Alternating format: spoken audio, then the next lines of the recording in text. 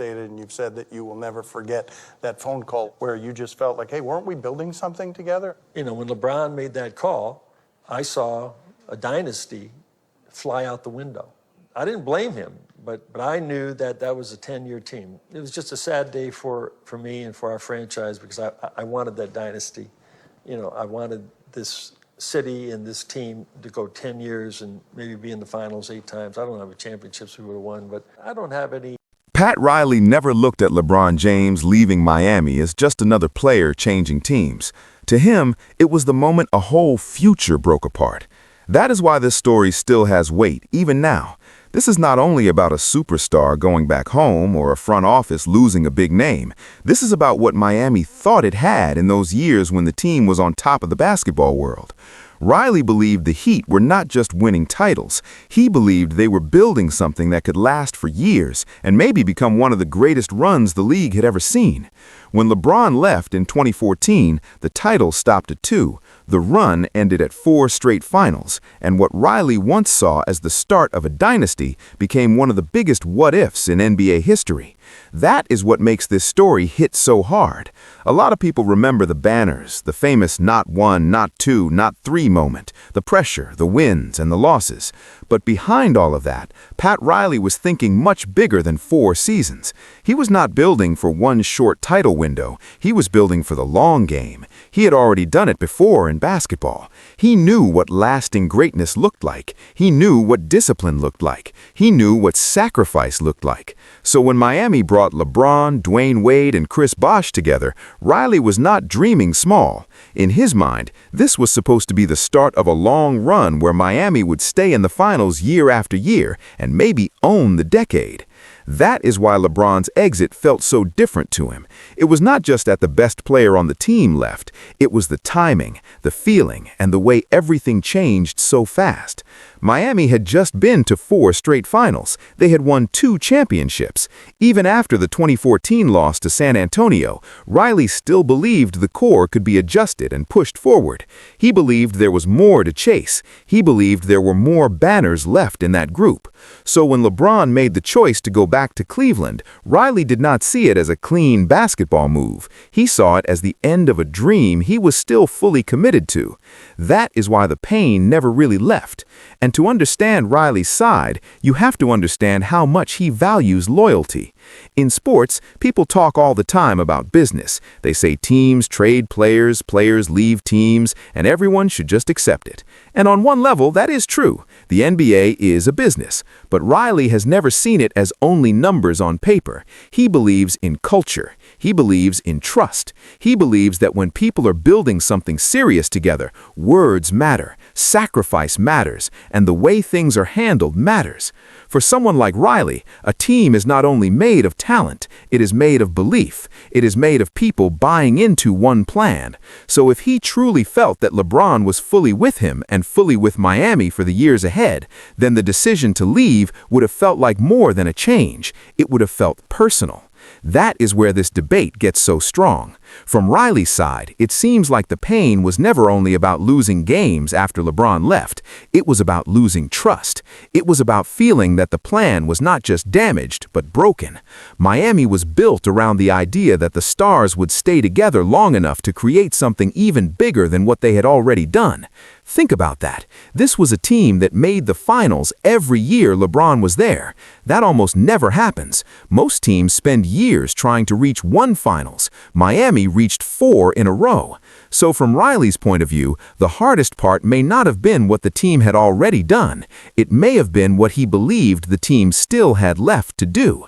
And that is what people still argue about now. It was a bunch of metal lockers with a bunch of old guys sitting in there, and it was their place where they would work out. And the players, Billy Owens at that time, and Kevin Willis, and Matt, all of them,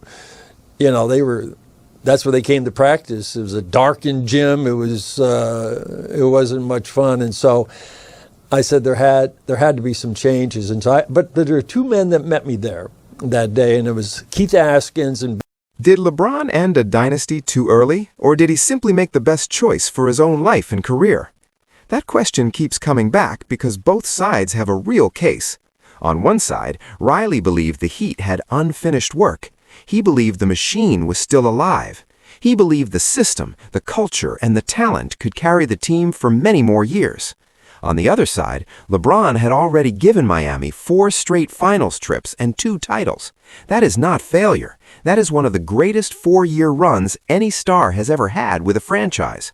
So when people say LeBron owed Miami more, others quickly answer that he already gave Miami everything a team could ask for. But this story is not only about what LeBron gave Miami, it is also about what Miami gave LeBron. When LeBron joined the Heat, he stepped into a place built on order, pressure, and high standards. Riley had created a culture where stars were expected to work, sacrifice, and take hard coaching. Miami gave LeBron structure. It gave him a team that was ready to win now. It gave him veteran leadership. It gave him a chance to reshape his image after the backlash from leaving Cleveland the first time. And most of all, Miami gave him what people said he needed most at that stage of his career. It gave him championships. It gave him proof. It gave him the chance to silence the people who said he could never get over the hump. So from Riley's point of view, that bond should have meant something lasting. If the franchise stood by you, built around you, and helped lift you to the next level, then leaving right when the path got harder may have felt like walking away from the shared mission. Riley is the kind of figure who probably never stops measuring these things. He remembers who stayed. He remembers who bought in. He remembers who went through the fire and kept going. That is why this issue still seems to stay with him. To many people outside the room, LeBron's move was a major basketball decision. To Riley, it may have felt like the day the promise of something historic slipped through his hands. Still, LeBron's side cannot be ignored. He did have the right to choose his future. No one can take that away from him. He had already done what he came to Miami to do. He won titles. He grew as a player. He played under heavy pressure every single year. He took the criticism, the spotlight, and the responsibility that came with forming that super team. And when he went back to Cleveland, he was not joining a random situation. He was going home.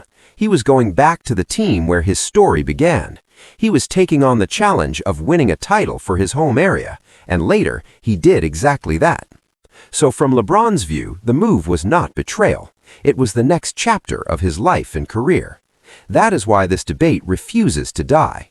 If you only look at the facts on the surface, both men have strong points. Riley had every reason to believe Miami could keep winning. LeBron had every reason to decide his own future. So the real issue may not be the choice itself. It may be the way Riley felt the choice was handled. In sports, people can accept hard decisions more easily when they feel there was honesty. What hurts more is when one side feels it was left behind without warning.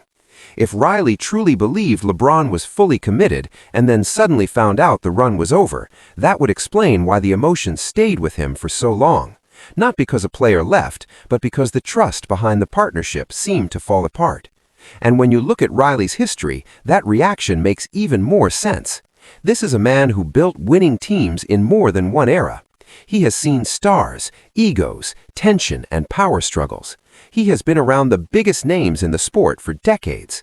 So for someone like that to still carry real emotion about one departure years later tells you how deep the wound must have been. Riley is not known for being soft. He is not known for falling apart over one setback. He is known for moving forward, staying sharp, and keeping control. That is why this story stands out so much. If it still touches a nerve in him after all these years, then clearly, in his mind, this was never ordinary. It also changes the way people look at Miami's legacy from that era. Usually, the Heat Big 3 years are remembered with excitement, pressure, and greatness. People talk about the famous intro, the finals battles, Ray Allen's shot, LeBron's growth, Wade's sacrifice, and Bosh doing the hard work that often got ignored. But now this question sits over all of it. Was that run the start of a great dynasty, or was it only a short burst of greatness that ended before it reached its full power? That is a huge difference. A dynasty changes history in a different way. A dynasty controls an era. A dynasty becomes the standard everyone else is measured against. Miami had the chance to do that. At least Riley believed it did. And if you think about the timing, it is hard to say he was crazy for believing it. LeBron was still in his prime. Wade was older and dealing with wear on his body, but he was still a major name and an important piece. Bosh was still a high-level star. Riley had always believed he could reshape a roster and extend a window. He had done it before. So even after losing to the Spurs in 2014, he likely saw change as part of the process, not the end of the road. That is how people like Riley think. They do not see one tough finals loss and quit. They reload, they adjust, they attack again. That is why LeBron leaving did not just end a season, it ended the chance for Riley to prove his long-term vision was right.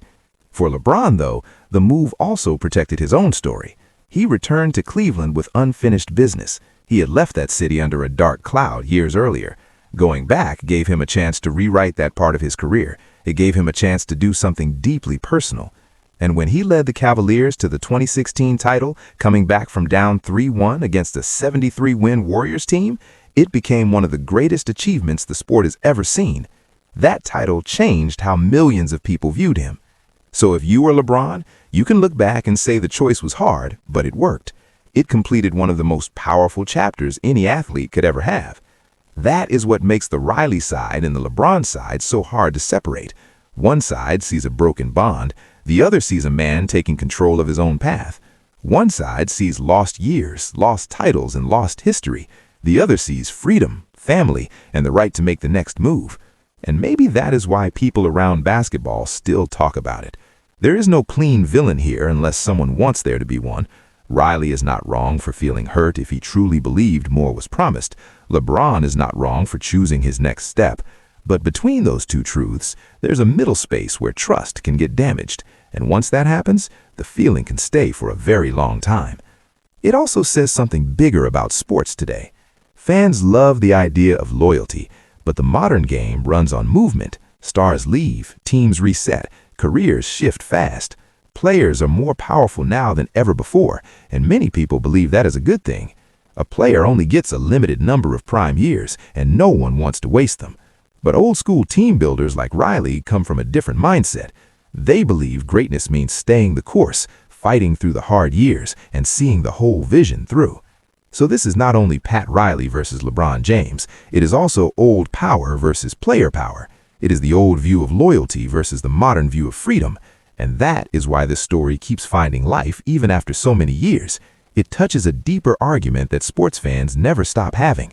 What matters more, the right to choose or the duty to stay loyal? If a player gives you everything while he's there, do you have the right to be angry when he leaves? If a team builds around you and believes in you, do you owe that team more than what is written in a contract? These are not easy questions, and that is why this story remains strong. People are not only arguing about LeBron and Riley, they're arguing about what loyalty should mean in the highest level of sports. There is also the matter of legacy, and that is where this gets even bigger. Pat Riley's legacy is already secure. He is one of the most respected minds in basketball history. He has won in different roles and in different eras. He helped shape the image of winning basketball for decades. But this situation still feels like one of the few scars he never fully covered up. That matters because fans often expect legends like Riley to rise above every setback. Yet this one still seems to live inside him. And maybe that tells us something. Maybe the dream of what Miami could have become still bothers him more than any result that actually happened on the court. For LeBron, legacy is even more complex because his story is still so huge that every detail gets added to the final picture. He has the numbers, the titles, the records, the long run of greatness, and the power to shape teams and eras. But legacy is never built on stats alone. People also remember how you moved, how you treated people, and how those closest to the journey speak about you later. When a voice like Riley's still carries pain over how it ended, that becomes part of the conversation, whether LeBron likes it or not. It may not erase anything LeBron did, but it adds another layer to how people judge the full story. At the same time, fans should be careful not to turn emotion into fact without thinking. Strong feelings do not always tell the whole truth. Riley's pain is real, but LeBron's reasons were real too. One side can feel wronged while the other still believes it acted fairly. That happens in life, and it happens in sports all the time. So the smartest way to look at this may be to admit that both men walked away from 2014 carrying very different truths. Riley looked at the moment and saw the fall of a possible dynasty. LeBron looked at the same moment and saw the next step toward a bigger personal mission. The same event, two totally different meanings. And maybe that is why this story still feels alive. It is not settled.